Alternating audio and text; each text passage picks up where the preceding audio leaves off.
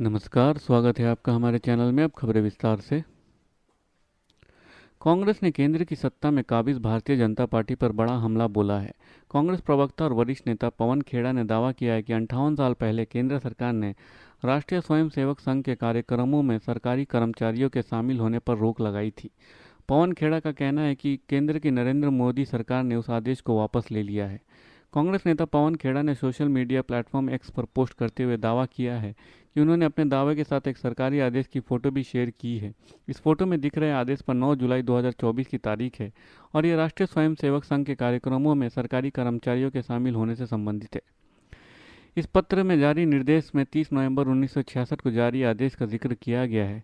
निर्देश में लिखा गया है कि उपरोक्त निर्देश की समीक्षा की गई और 30 नवंबर 1966 के लागू निर्देश में आरएसएस के उल्लेख हटाने का फैसला लिया गया है। वहीं कांग्रेस नेता पवन खेड़ा के बाद कांग्रेस के एक और कद्दावर नेता जयराम रमेश ने भी आरएसएस पर पूर्व की सरकारी की कार्रवाई का जिक्र किया है। उन्होंने एक्स पर पोस्ट करते हुए लिखा है कि सरदार पटेल ने महात्मा गांधी की हत्या के हो जाने के बाद फरवरी 1948 में आरएसएस पर प्रतिबंध लगा दिया था। बाद में अच्छे व्यवहारों के दावों के बाद प्रतिबंध हटा दिए गए थे। इसके बाद भी आरएसएस ने नागपुर में कभी तिरंगा नहीं फहराया। कांग्रेस महासचिव जयराम रमेश ने आगे कहा है कि 1966 में एक और प्रतिबंध लगाया गया था जो कि सरकारी अधिकारियों के आरएसएस के कार्यक्रमों में शामिल होने से जुड़ा हुआ था।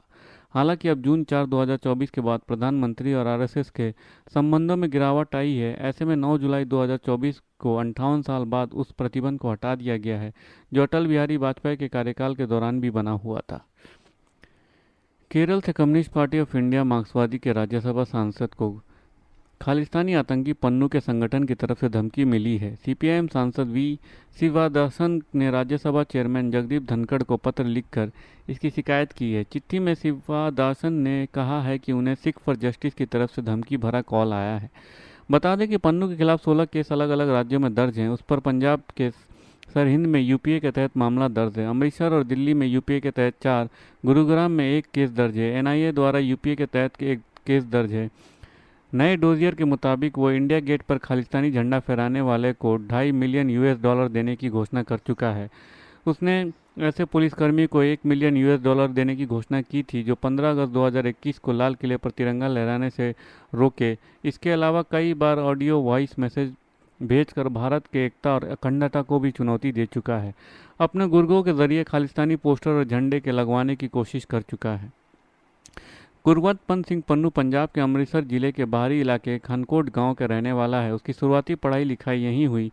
पन्नू ने पंजाब यूनिवर्सिटी से लॉ किया। इसके बाद वो विदेश चला गया था। वहां उसने शुरुआत में कुछ सालों तक कैब ड्राइवर बनकर काम किया और बाद में वकालत शुरू कर दी। तब से वो अमेरिका और कनाडा में ही रह रहा है। पन्नू के पास अमेरिकी नागरिकता है। वो विदेश में रहकर खालिस्तानी मूवमेंट चलाता है। साल 2006 में पन्नू खालिस्तान का मुख्य समर्थक बन गया था। भारत के खिलाफ एजेंडा चलाने के लिए पन्नू को इस काम में पाकिस्तानी खुफिया एजेंसी आईएसआई की मदद मिलती रही है। महाराष्ट्र के कुछ इलाकों में अगले कुछ घंटों के अंदर मौसम के बदलाव होने वाला है। भारत मौसम विज्ञान विभाग यानी आईएमडी के मुताबिक अगले 3 घंटों में मुंबई, पालघर, रायगढ़, रत्नागिरी, सिंधुदुर्ग, ठाणे और सतारा के घाटों में अलग अलग जगहों पर मध्यम बारिश होने की संभावना है। राष्ट्रीय आपदा प्रतिक्रिया बल यानी एनडीआरएफ ने कहा है कि हमने मानसून के मौसम की वजह से कई वसई, पालघर, ठाणे घाटों पर पवई, महाड़, खेड़ और चिपलून, कुर्दाल, कोल्हापुर, सांगली, सतारा में एनडीएफ की टीमों को तैनात किया है। इसके अलावा मुंबई में 3 टीमें और नागपुर में 1 टीम नियमित तैनाती के तौर पर तैनात की गई है। एनडीआरएफ की टीमें निचले इलाकों में भूस्खलन और आशंका वाले इलाकों में रोकी कर रही हैं। इसके लिए आपातकालीन प्रतिक्रिया के लिए अलर्ट पर रहने को कहा गया है।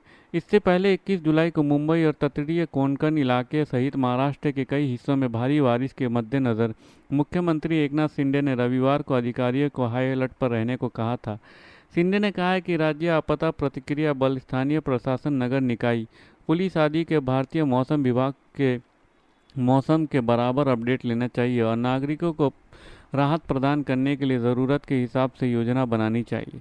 उन्होंने कहा है कि दुर्घटना संभावित क्षेत्रों के सर्वे किया जाना चाहिए, बाढ़ नियंत्रण के तरीके अपनाए जाने चाहिए और ज़रूरत के हिसाब से यातायात मार्ग बदला जाना चाहिए। मुख्यमंत्री ने कहा कि भारतीय मौसम विज्ञान विभाग द्वारा जारी किए गए अपडेट नागरिकों के साथ नियमित रूप से साझा किए जाने चाहिए।